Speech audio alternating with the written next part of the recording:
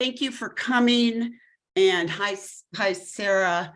Thank you, everyone, for being here tonight. We have a short meeting. We have 2 items on our agenda. Congress Park Neighbors is an RNO that has been recognized by City and County of Denver for over 40 years. We are an all-volunteer board, and we have more volunteers that help with projects. Our goal is to provide accurate information to neighbors about the neighborhood on issues involving city government and what they are deciding on and managing.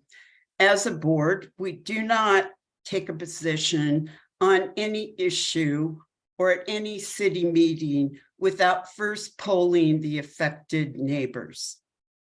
To make sure that we have true representation, we welcome homeowners and renters alike.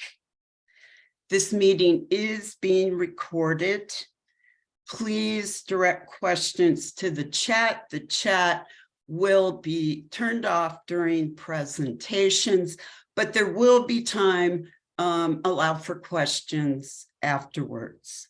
And again, tonight's meeting will be short, and we have 2 items on the agenda. Maggie, has Arend Richard arrived? Is he in? Yes, he's on. Arend, hi, thank you for coming tonight. Arend is going to talk to us about his new social club on Colfax, Cirrus Social Club. So Arend, thank you for coming, and thank you for telling us about your new project. Hi, everybody. Yeah, absolutely thrilled to be here. My name is Arend Richard, Lenderink, and I am the co-founder of Cirrus Social Club. I'm a Colorado native, super excited to bring a beautiful and glamorous, one-of-a-kind business to Colfax and Steel, and hopefully be a wonderful neighbor and do all that I can to make sure that everyone feels that way about it. Oh, I think you're muted. Sorry about that. Tell us about how your club is going to operate. It's, as I understand, it's a club for marijuana smoking. And will you serve food? Do you serve alcohol? Yeah, and we don't serve alcohol at all. It is a first of its kind in the world high-end cannabis lounge. And to sort of like, you know, what is available in the marketplace for cannabis right now and what we're doing, the gap is significantly large. But to simplify it down as much as I can, every step of the way of building Cirrus Social Club, the question in the forefront of my mind is, would my Nana come here? And so I'm really building a space to change generational perceptions of cannabis. I think, you know, like we're trying to take out an advertisement in maybe Vogue or Vanity Fair magazine, and it's like 3 generations of women laughing together, enjoying cannabis, and the tagline is like heal generational trauma. So what we're trying to do is sort of change the perception of cannabis in a big way. What it is when you come in, you would be, you know, your ID would be checked. We have a lovely, beautiful waiting room.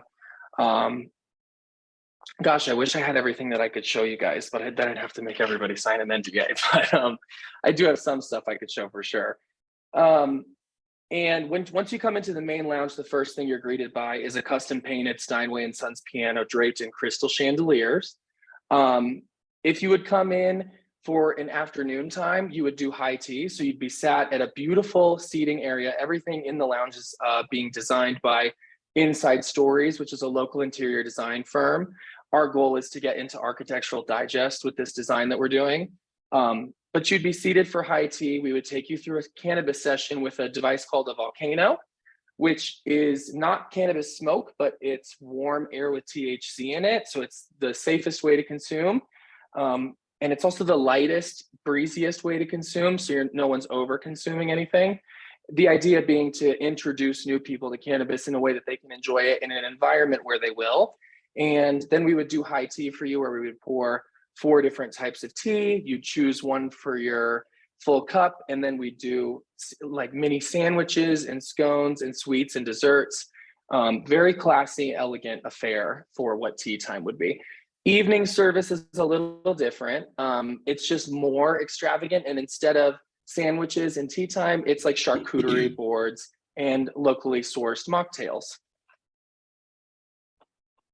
Well, that sounds very interesting. Will you sell marijuana there?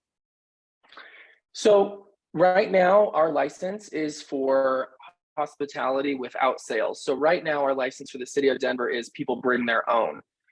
As we've gone forward with working through the processes of everything, we are feeling like that it would be safer if we could control the product that they were consuming while that they were there, so that we knew everything about what they were consuming, to make sure everyone was safe as they could be. So we are considering reapplying for the new license, in which we would have cannabis on site included in the all-inclusive fee that we would charge people for the experience. Okay, thank you. Does anyone have any questions about the new social club? Raise your hand. Hand. Go, Charlotte. Okay. Can you tell me which corner or what was there before, so I can just picture where we're talking about? I'm sorry, I should know, but where? Tiger Kim's Taekwondo studio. Oh, okay. Thank you. Yeah. Myles. Myles, there you go. Got it. Thanks for presenting. Can you tell me what the rules are? So if somebody's bringing their own, and let's say they brought some edibles and it was too much for them, how is that handled? If people are leaving or driving or something like that, what are the responsibilities there? Yeah, so I think there's a couple answers to that question. We are an inhale only cannabis consumption because edibles are entirely too unpredictable. When you're talking about inhaling cannabis, especially through a vaporizer, you can wait out if it's not going to be okay for you. You know what I mean? Like if you're not having a good time and it's too much for you, you can wait it out and you'll be okay. And that's based on my 7 years in the cannabis industry, teaching millions of people how to consume cannabis on YouTube. I was known as the gay stoner. I had 200,000 subscribers, and I got all kinds of feedback to like really pare down how to make sure everybody has a great and safe experience. So we have a steps of service process called THORNS, which is an acronym that stands for many different things, that just really the goal being to make sure everybody has a great high and everybody has a great experience while they're there. In terms of driving, we really advocate and will be partnering with rideshare services to, you know, it's like going out for a bar, but even more so, this is a new social experience. We want everyone to not even think about driving. So we will definitely be, with our reservation systems, we're going to be trying to pair with Uber or Lyft if they will have us, which we believe that they will. They've been pretty accepting of the cannabis industry. So yeah, and also those partnerships are a really great opportunity for us PR wise as well. So we really are going after trying to, you know, really make it culturally appropriate that people drive or don't drive to Cirrus, but they get ride services or take the public transit. Thank you. Mr. Wilson, you had a question? Hi, yeah. Well, first, can you spell your company name? Yeah, and I'll write it in the chat too. But it's CIRRUS, which for those who don't know, that's it's named after a cloud. It's the highest cloud in the sky. So it's, you know, it's gorgeous. And also, were you planning on like food trucks, kind of like breweries have? No, not at all. So we are, I like to say, instead of dinner and a movie, Cirrus is now Cirrus and dinner. I recommend going to Cirrus before you get dinner, because if you've ever had cannabis, it does make you a little bit hungry. But we, like a movie theater would have, or an experience-based thing like that, we do have food, but it's all shared food-based like samples, like the small sandwiches, the desserts for the daytime, and then in the evening being the charcuterie boards and the shared chocolate fondue. These are like small shared expressions. They're not like large meals at all. And everything for Cirrus will be happening within Cirrus. Okay, thank you. Matt, you had a question? Yeah, thanks, Arend. Clever idea. I appreciate you presenting with us today. Curious, any reason why like you wouldn't offer alcohol, or would you let people smoke things, tobacco, I guess, that isn't marijuana, or is this kind of just a one-stop shop for a fancy place to smoke weed with your friends? Yeah, fabulous question. It's number one, it's a law that cannabis and liquor cannot be served together. So not my choice. If it was my choice, second level, I still wouldn't do it, because I think that there is a large sense of like, especially people who love drinking out, you know what I mean? They're like, why would I just have cannabis? And I think when they come experience at Cirrus, it's just a different curated experience. And if people are drinking versus consuming, it's not going to land the same way that we intend it to, which is very intentionally to have a positive experience for everyone. Like we've all been to a bar at late night when people are really rowdy and, you know, getting loud. That doesn't happen with cannabis. People might get a little bit more funny. They might laugh a little bit harder, but they don't really get rowdy. That's not a thing that happens. And we wouldn't want to mix those two environments at all. In terms of what was the rest of your question? Oh, would you be able to smoke like cigarettes or a cigar or Right. something with your buddies? No, Or we are cannabis only? we are a paper-free facility, which I think is, again, it goes back to like, would my Nana come in here?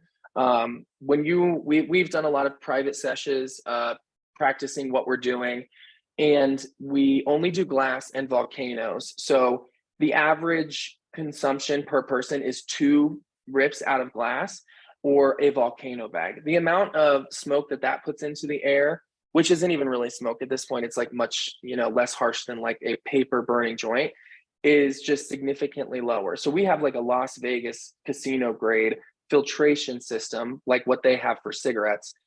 And we won't even allow the constant burning of something like a cigarette or a joint or a blunt. It's only bong consumption or volcano consumption. And that's just to also protect the interior. Like, it's an investment on this building. We want it to last a long time, you know? Makes sense. Thank you. Thank Great. you, Matt. Arend, thanks for filling us in. When do you open?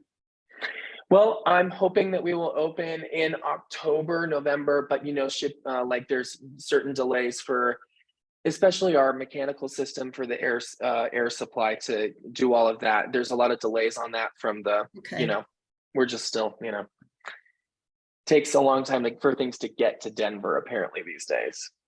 Yes, it Yeah. seems that way. Well, thank you for joining us and filling us in, and good luck with your future endeavor.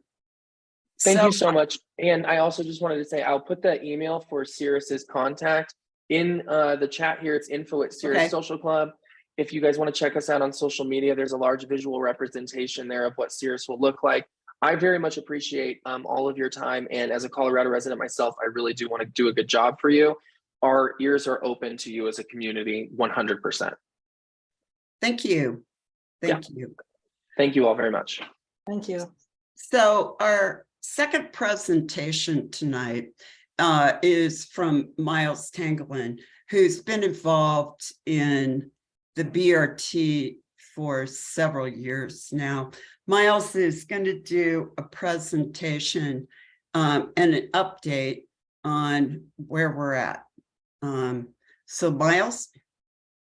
Hi, it looks like Maggie, I've been disabled from the host.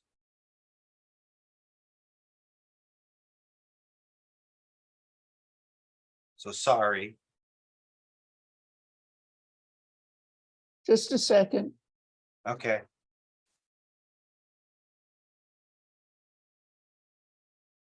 So anyway, so we're talking about the BRT project that is coming. They actually moved the schedule up, so they'll be finishing or starting the CDs next year and completing construction and bidding through 2024 through 2026. And they plan to start BRT in 2027. So they actually cut a year off of the design. So that's a big change. So let's look at just basically what it is. So basically, what is being designed here, and it actually maximizes the bus. It's 2 center running lanes that are exclusive, and the buses run along those lanes, and when they hit intersections, they actually get light priority. So those 2 center lanes will only be for the buses, so crossing them is more what people need to realize, that it's basically a barrier. So any of the side streets that hit the bus lanes will need to turn right, and you can only cross it at lighted intersections. So this is also a center platform design system. So the buses, you basically come out to the platform and then you load on the buses, you buy a ticket and all the doors open and you basically load and unload. And I think they were talking about a 5-minute headway. So the buses should always be running. So number wise, it's really pretty good to move the buses along, and it's efficient. There have been some questions about why not just try it as a side running, but they're moving forward with the center running design. And so parking will be impacted, and for Colfax, there will only be 1 drive lane in each direction. So that will be a major change. So now if we go to, let's do this. New share. So we're going to go to the maps that we have on our website. And let's see. Oops. Is it sharing? Yes. Are you, I'm not sure what you guys can see. What do you got? You guys seeing the center running thing still? You're sharing. We see the Colorado BRT station in the yellow text. Okay. Right now, Oh, we're you seeing do? Okay, okay. Jackson Street to Colorado Boulevard. Got it. It's got the green boundary around it. Okay, so here, if you're looking at this, we've got Colorado Boulevard. So they've split the stations.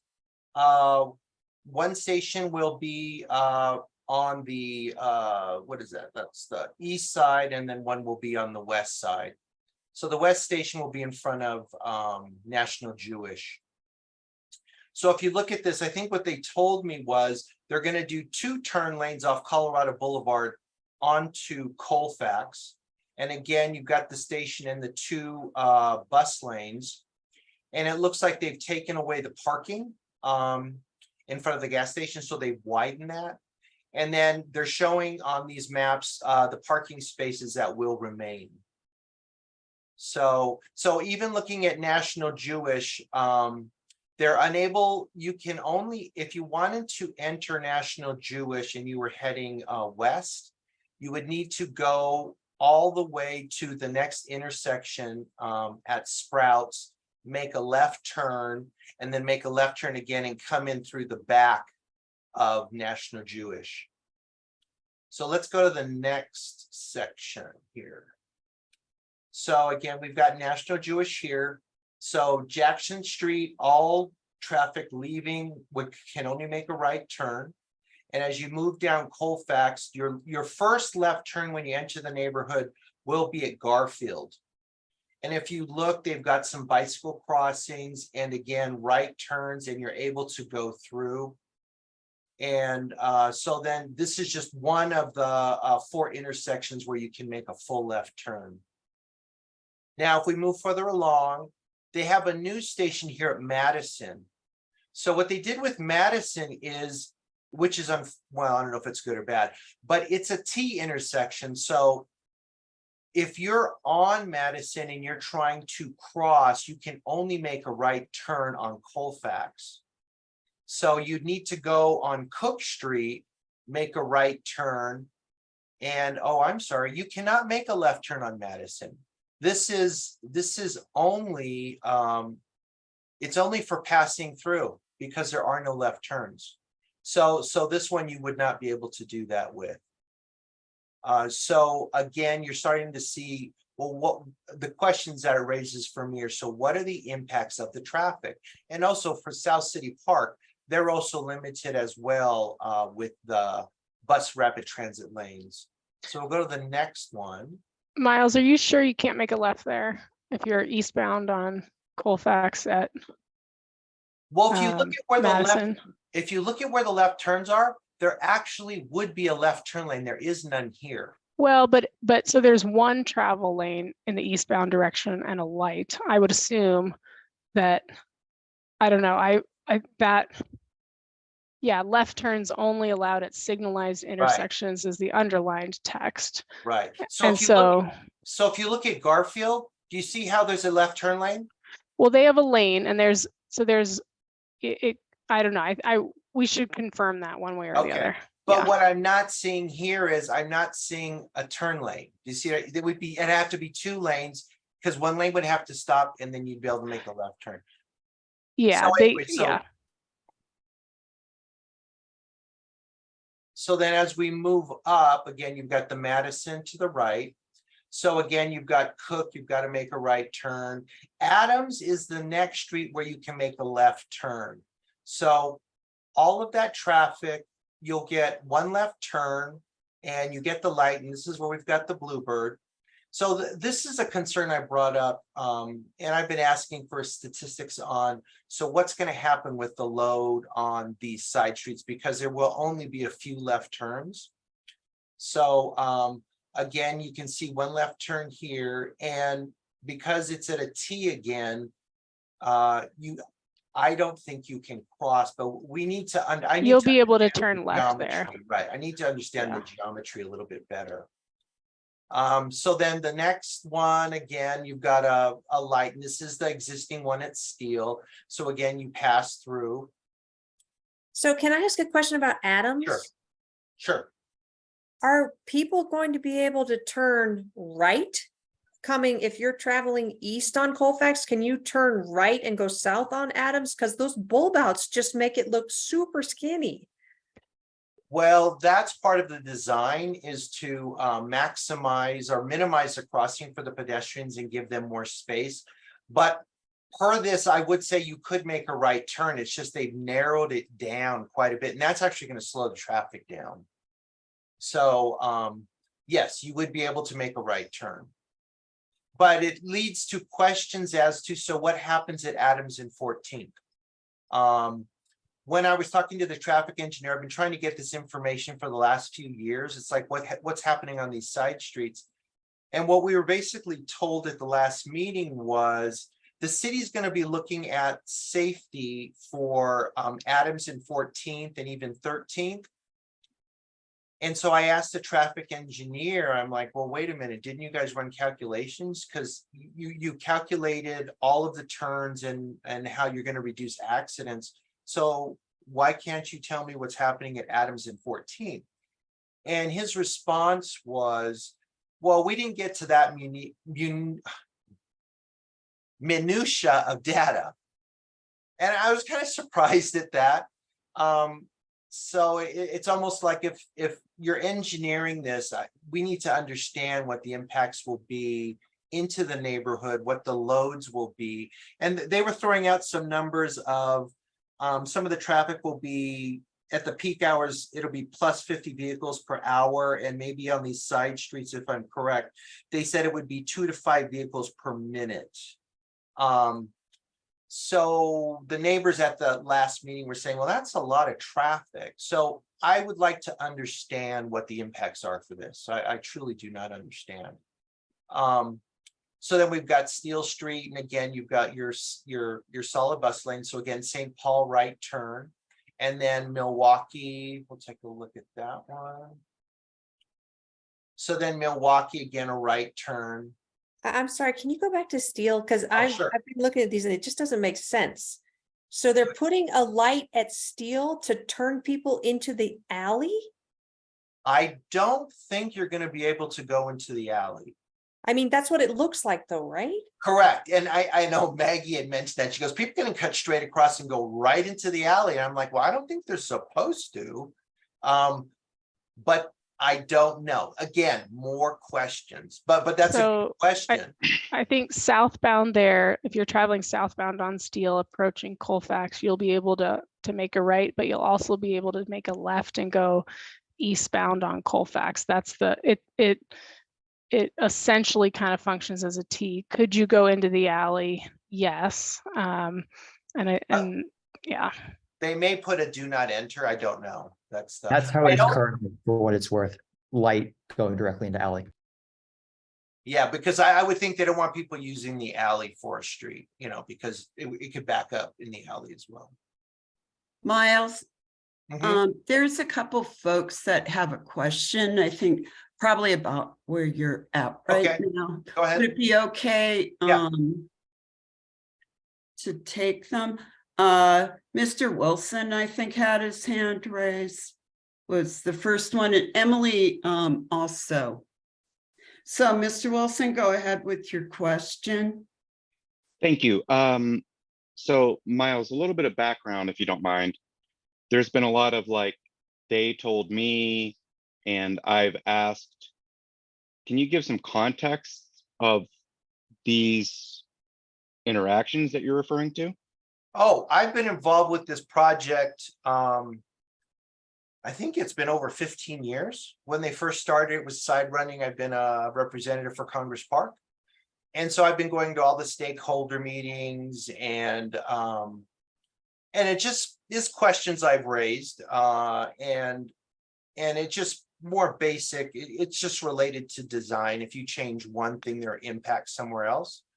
So as a stakeholder, when they started talking about this last year, that was my question. So what's going to happen to the side streets?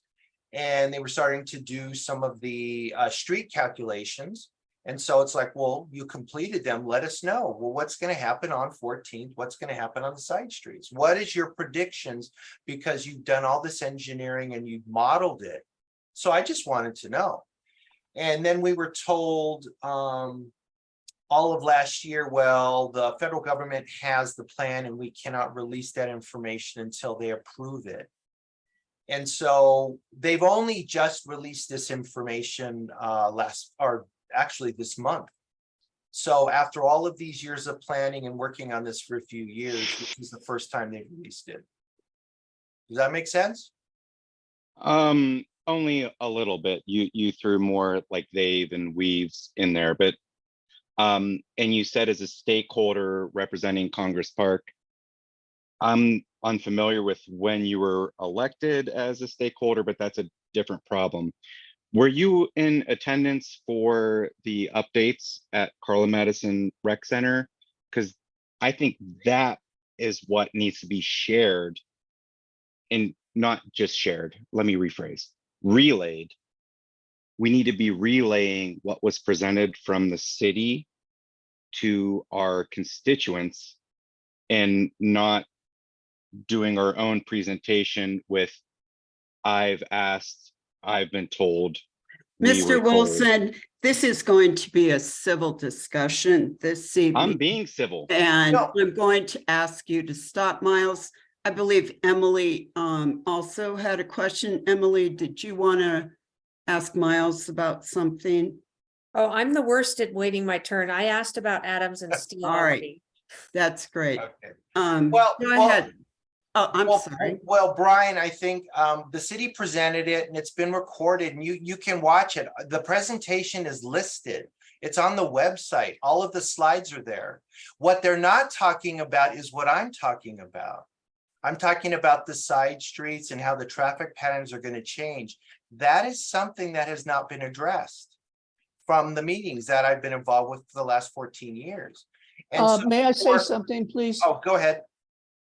In one of the last electronic messages we sent out, we did send out the recording that the city made about their, I believe it was their April meeting, and that was sent out. It's posted. Today, they finally sent out the June 7th meeting, and that will be posted and sent out as well, Brian. So I guess my point is that information is very generalized and it's across the whole corridor. So they actually don't focus in on the neighborhoods. And I've been trying to get information for Congress Park about how it will impact us and the residents in our neighborhood. So generalized information, yes, they do that, but I want to get more specific. They've spent a lot of money on this. And so I think the impacts, we need to understand what the impacts are going to be. So let's move on. We got just two more. So again, as you're moving down Colfax, again, you've got Milwaukee, Fillmore, and again, we have another T intersection. So again, if you're on Detroit, you've got to make a right turn. Fillmore, you've got to make a right turn. And I don't see, well, you wouldn't be making a left turn here. But again, we've got it lined up with the alley. That opens a lot of questions I'm not sure about. And so that's the next station. And then we'll finish this up. So now we're at Elizabeth and Columbine, and that's again where we're seeing the left turns again. So again, you've got left turns in. It didn't look like they widened they narrowed the corners here, but these ones you can actually go through as well as make left turns into the neighborhood. And then after that, the next left turns are going to be at, it looks like at York. So it's a dramatic change from our Panhandle movement now, which is more like a network, because people can actually wait in the left turn lanes, which is where the bus is going to be now. So the patterns are going to change quite a bit.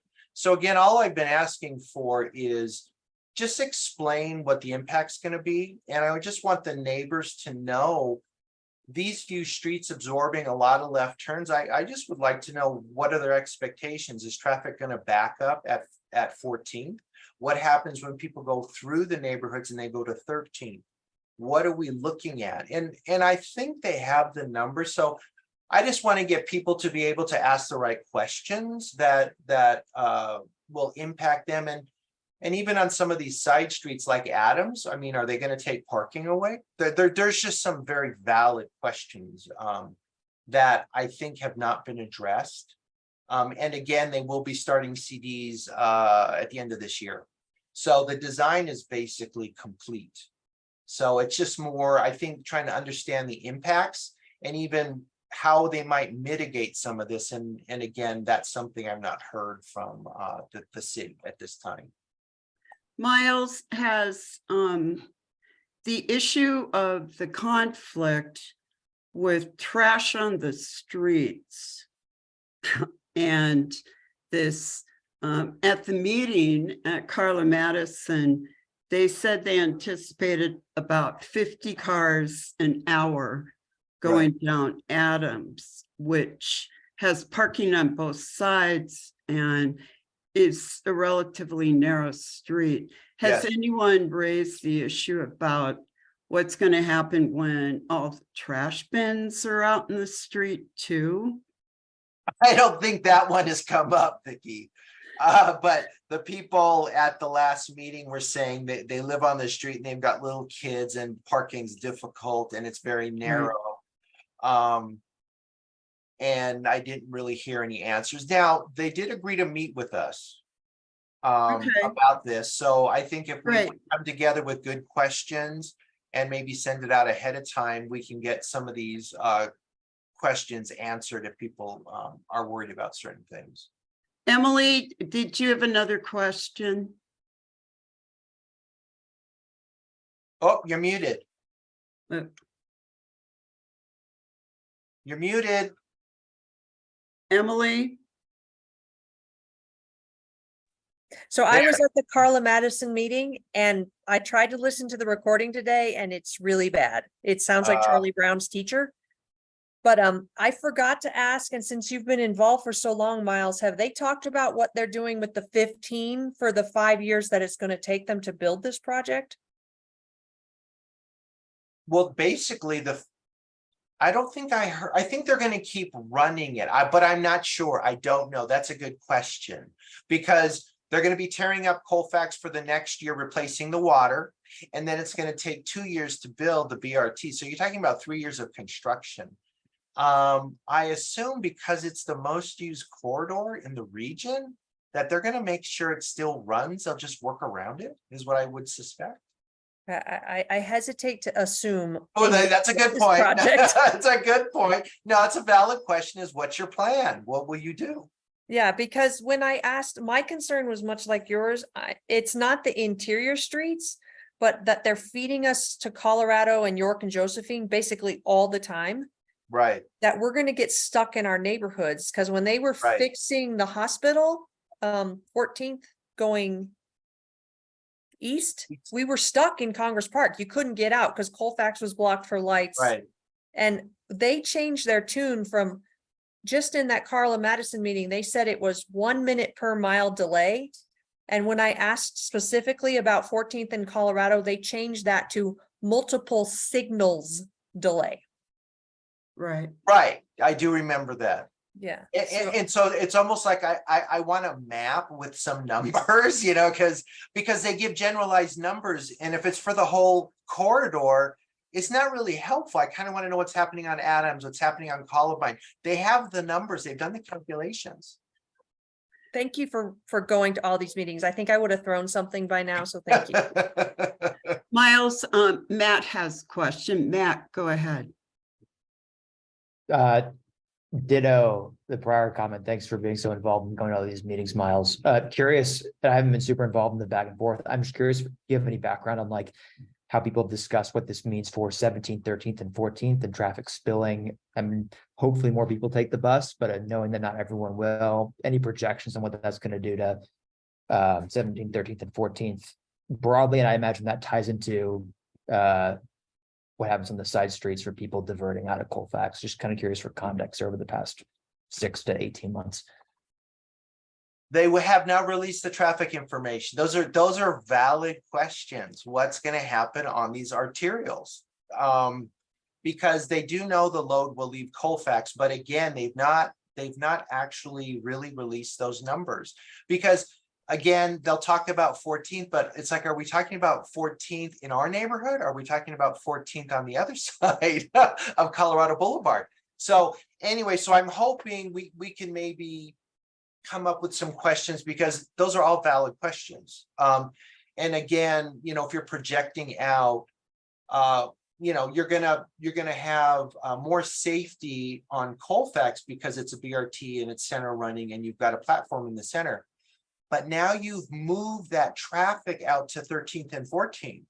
So are you going to have increased accidents on 13th and 14th? Are you going to need to move lights to move traffic? Are you going to have to improve those intersections as well? And how long will that take? So no, very, very good, valid questions. And so I'm just trying to pin them down. I'd like to get some numbers so we could understand. Myles, Charlotte has a question Yeah. for you. I was just going to add, as we were thinking about 13th and 14th, there's a lot of traffic ever increasing on 12th also. So I think 12th would also be seen as one of those impacted. So just as we do our. That's a good question. And that I think starts getting into understanding the dynamics of it will move. People will choose different routes. And what does that mean? And so the question that it comes down to me is, so what are you going to mitigate? What are your expectations? And then measure it. Let's measure it and see, were you correct? And then what can we do? But this whole idea of we're going to build it first and then figure it all out is concerning. Yeah, and I was just going to say some of these cross streets. As it is, we always start dodging into little spaces so that we can pass the north and south, Right. It's going to have to mean, if there's going to carry a lot of traffic on, say, Adams, that at least some of that parking is gone. I mean, just logically. You think it doesn't fit. Not just saying the way we drive, Yeah. don't leave it at that, but that's something that I'd like for everybody to understand that. And even the ECAP plan calls for a bikeway on 14th. Oh, So, yay. so what is that going to do?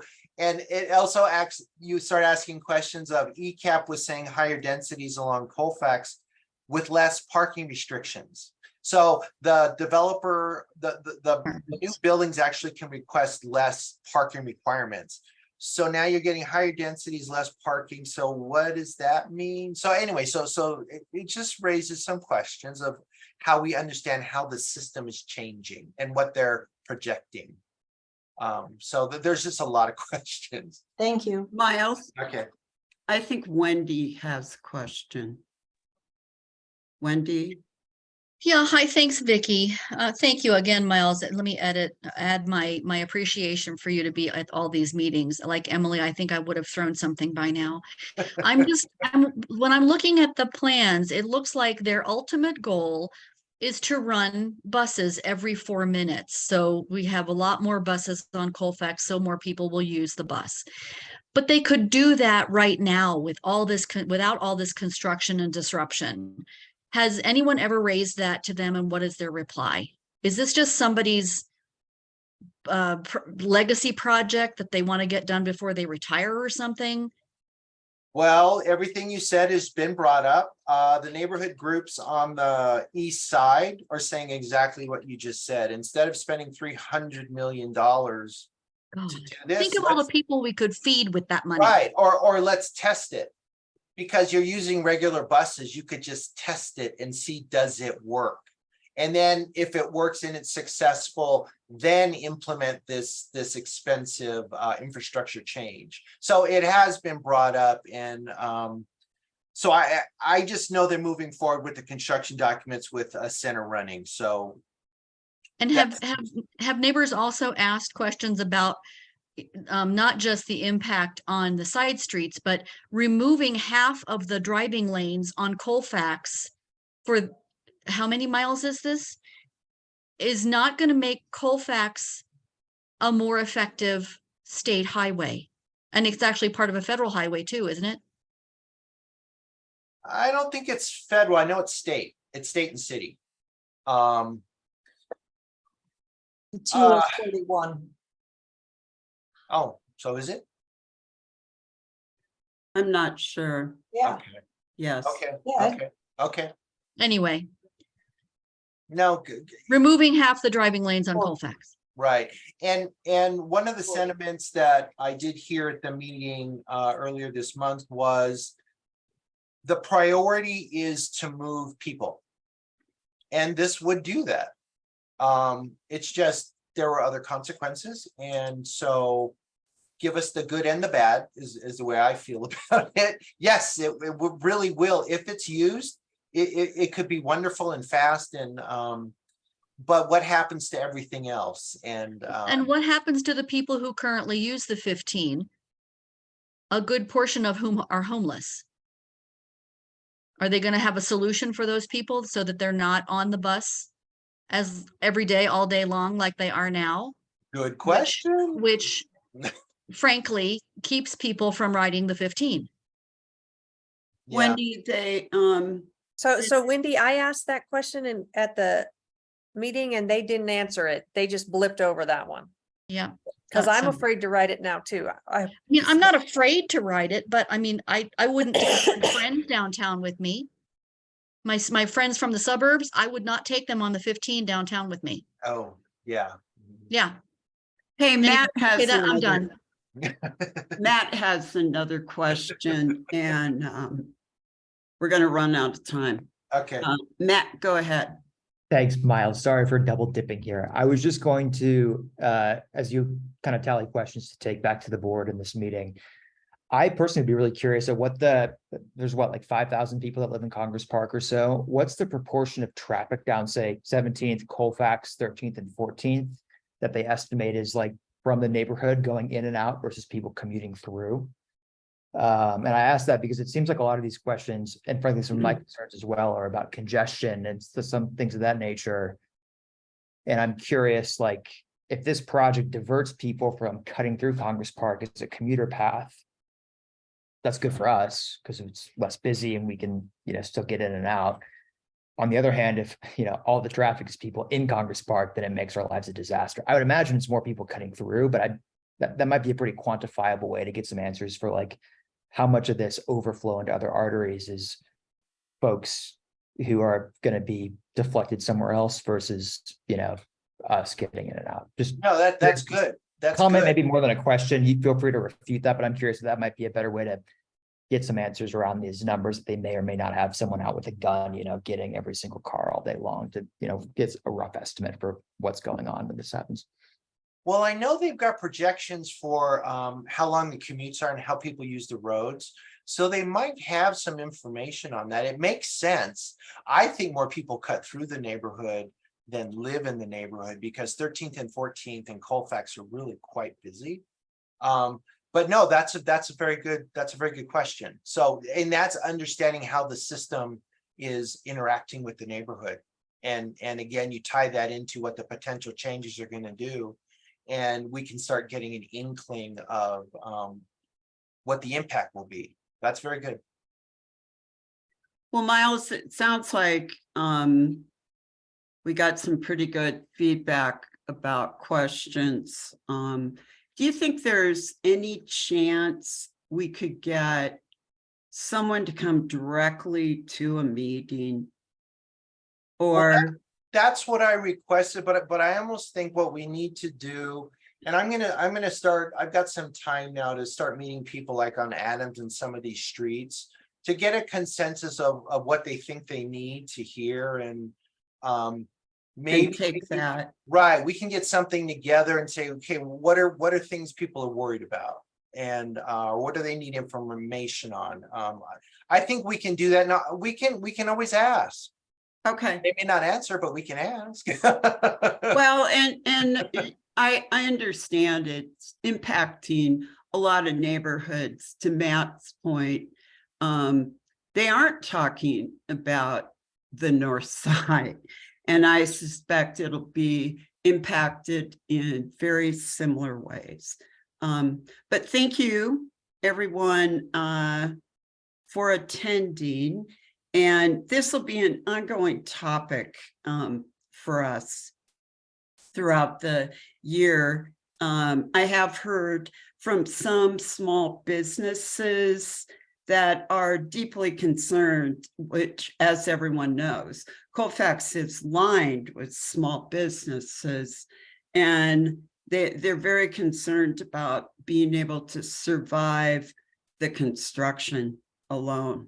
And then if you, for instance, are Enzo's Pizza, how do you pick up and deliver pizzas? How do you operate? So I think we have quite a few questions that at a minimum we can take to a meeting. Our next meeting is August 16th. So I hope everyone can join us then, and we'll just continue with updates about that. So thank you for coming. I'm going to adjourn the meeting now, and I look forward to hearing from you guys. If you have further questions, feel free to email us at Congress Park Neighbors, and we'll continue to try and work on this. Yeah, thanks for the questions. And Myles, thank you. Thank you. Myles. Thank you, everyone.